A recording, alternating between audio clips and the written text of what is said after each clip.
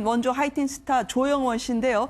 누군지 모르겠다라고 생각하신 분들을 위해서 저희가 영상으로 준비했습니다. 함께 만나보시죠. 어? 이건 나 아니에요. 그래요. 허락도 없이 그랬어. 미안해요. 아, 천만에요. 가수였어요? 저번에는 아니었고요.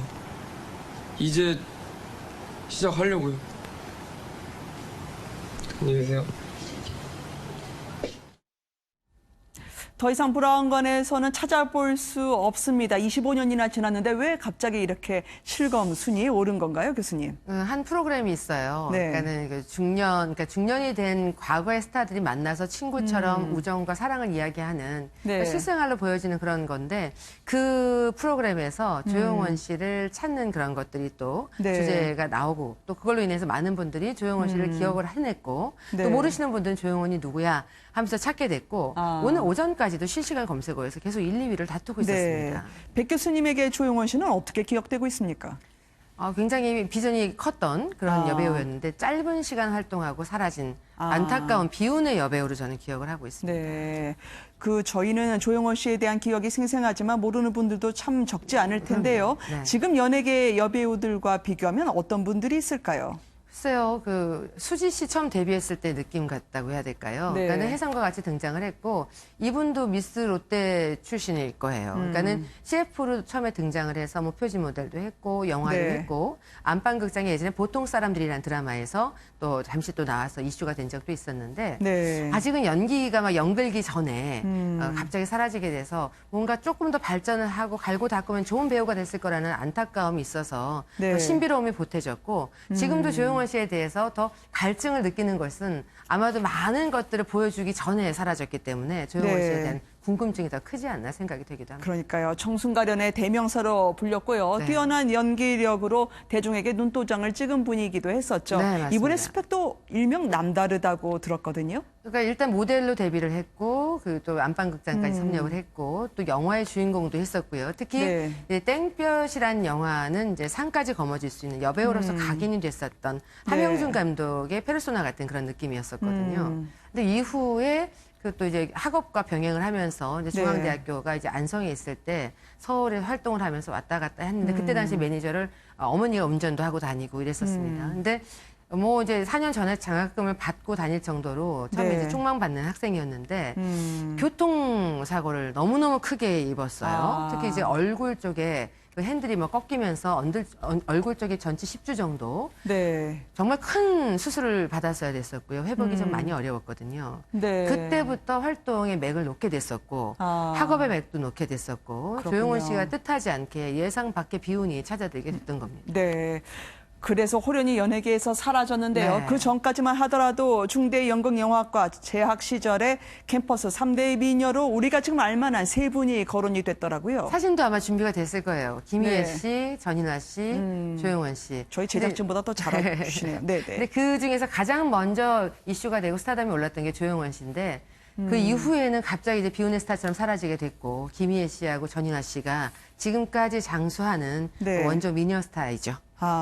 어떻습니까? 지금 김희애 네. 또는 전인아 씨보다 배우 강수연 씨가 오히려 조영원 씨의 라이벌이었다라는 얘기도 있던데요. 라이벌이라기보다도 강수연 씨는 이제 아역 배우 출신이고 원래 먼저 이제 스타가 됐었고요. 근데 조영원 씨는 혜성과 같이 등장을 했던 것이고 다만 그때 이제 시바지란 영화의 시나리오가 동시에 같다라는 것 때문에 또 이제 화제가 됐던 거죠. 근데 그것에 이제 낙점이 강수연 씨가 될 때 조영원 씨는 그것을 이제 안 한다라는 입장을 보였다는 것이 거의 시차적으로 약간 맞물려 가면서 같이 이슈가 됐던 거예요. 동시에 네. 캐스팅 선상에 올랐다는 것 때문에.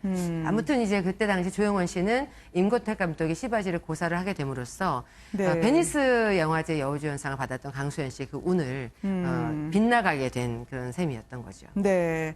아까 말씀하셨는데요. 호련히 이제 연예계에서 이분이 자취를 감췄던 그 교통사고, 네. 일본에 유학 가서 3번이나 연달아 크게 있었다고 들었습니다. 네. 그럼 최근의 근황에 대해서는 좀 전해진 게 있나요? 최근에는 뭐 일과 관련된 근황이라기보다도 어머니가 좀 몸이 편찮으셔서 네. 어머니를 보필하고 있다. 그런데 방송에 막 대대적으로 전면에 나서는 거는 좀 많이 부담스러워한다.